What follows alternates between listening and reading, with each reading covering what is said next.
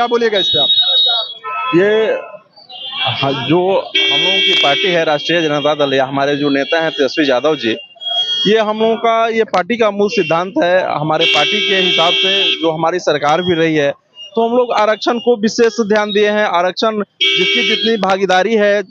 उसकी उतनी हिस्सेदारी होनी चाहिए, इस पर हम लोग काम कर रहे हैं और ये हम लोग आगे भी करते रहेंगे जब तक इस बिहार सरकार इसको पुनः बहाल नहीं कर लेती है। जाति जनगणना को लेकर तो कोर्ट में इस पे रोक लगाई है। कोर्ट में तो रोक लगवाया गया है, जो है बीजेपी ने एक साजिश की तरह उसको कोर्ट में रोक लगवाया गया। उसका कोई औचित्य नहीं होता है, रोक लगाने से भी कुछ नहीं होता है, आगे चलकर ये क्लियर हो जाएगा। ये जो आंदोलन पूरे बिहार में 38 जिला में हो रहा है। नहीं, बिहार के 38 जिला में हो रहा है और बड़े मजबूती से जो है इसका ये आंदोलन हो रहा है। ये एक तरह से बिहार सरकार को संदेश दिया जा रहा है कि अगर आप नहीं समझते हैं तो हम लोग इसका आगे जमकर विरोध करेंगे और आपसे इस अपने मांग को मनवाएंगे। चलिए, सारण जिला राष्ट्रीय जनता दल के अध्यक्ष श्री राय जी इस पर धरने का संचालन कर रहे राष्ट्रीय जनता दल के अल्पसंख्यक प्रकोष्ठ के अध्यक्ष मनान खान साहब, धरना में उपस्थित बिहार सरकार के पूर्व मंत्री भाई सुरेंद्र राम जी, माननीय विधायक श्रीकांत यादव जी, माननीय पूर्व विधायक निंदिका राय जी और उपस्थित सारण जिला के सभी प्रकोष्ठ के राष्ट्रीय जनता दल के सभी नेतागण, साथीगण,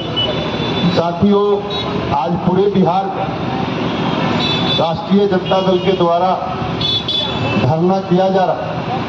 और इस धरना का मूल उद्देश्य कि जो महागठबंधन की सरकार बनी और हम लोग के नेता तेजस्वी जी ने जातीय जनगणना कराने का काम किया और जातीय जनगणना में जो उपस्थिति नजर आई उसके आधार पर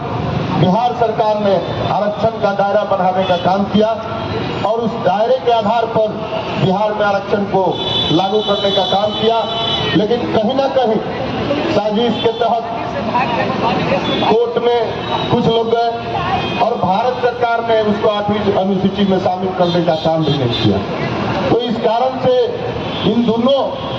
मुद्दों को जिसको महागठबंधन की सरकार ने लागू किया था कहीं ना कहीं अब प्रभावी होने का काम किया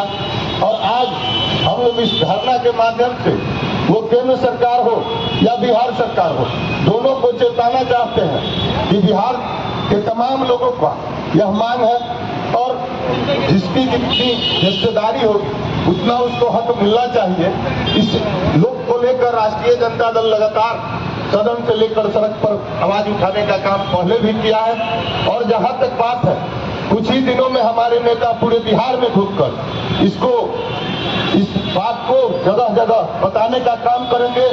और जहां तक मुझे जानकारी है आने वाले दिन में अगर केंद्र सरकार और बिहार सरकार इस विषय को नहीं मानती है तो हम लोग दिल्ली तक जाकर धरना और प्रदर्शन करने का काम करेंगे। और जिस तरह से पूरे बिहार में अपराध बढ़ा है, आप तमाम लोग देख रहे हैं कि लगातार अपहरण, लूट, हत्या, बलात्कार की घटनाएं जिस तरह से बढ़ी है,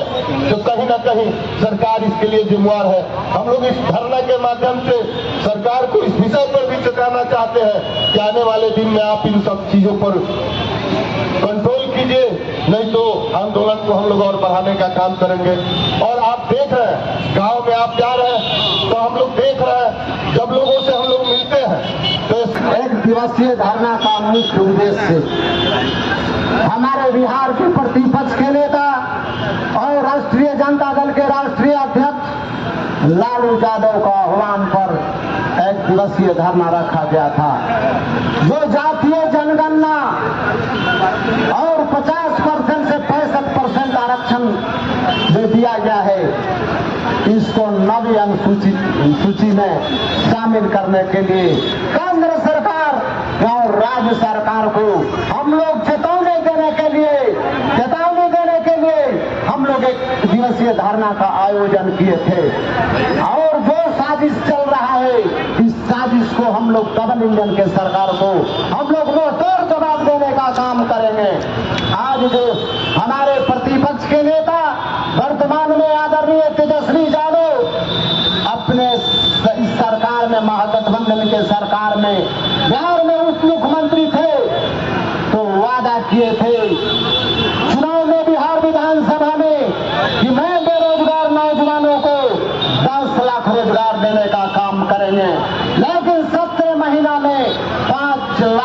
नौजवानों को रोजगार देने का काम किए। आज देहाती खिस्सा है कि लागे बिलैया खामानों से, आज उन्हीं के रास्ते पर चलकर और शर्मिंदा हो रहे हैं बिहार सरकार के मुख्यमंत्री। अगर हमारे तेजस्वी यादव नौकरी दिए तो अगर हम नौकरी नहीं देंगे तो हम लोग बिहार की जनता और नौजवान माफ करने वाले नहीं हैं। आज बिहार में जो भ्रष्टाचार, बलात्कार, जो बिजली में स्मार्ट मीटर की बात हो रही है, आने वाले समय में हम लोग इसका पुरजोर विरोध करेंगे।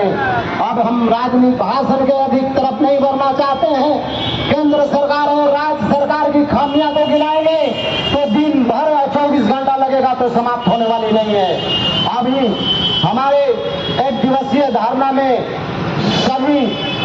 महागठबंधन के लोग और राष्ट्रीय जनता दल के विशेष करके लोग जो उपस्थित हुए हैं उनको सफल बनाने को, धरना को सफल बनाने का काम किया है, उनको मैं धन्यवाद देता हूं। इन्हीं बातों के साथ मैं अपनी वाणी को विराम देता हूं। जय राष्ट्रीय जनता दल, जय बाबा भीमराव।